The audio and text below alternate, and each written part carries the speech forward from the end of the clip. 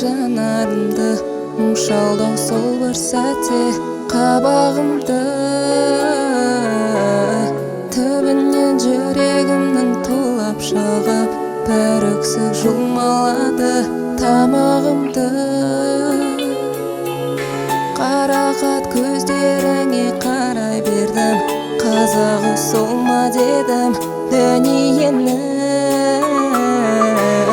Күйдірер көлеңкеде өзегімді, махаббат неге сонша ыстық еді.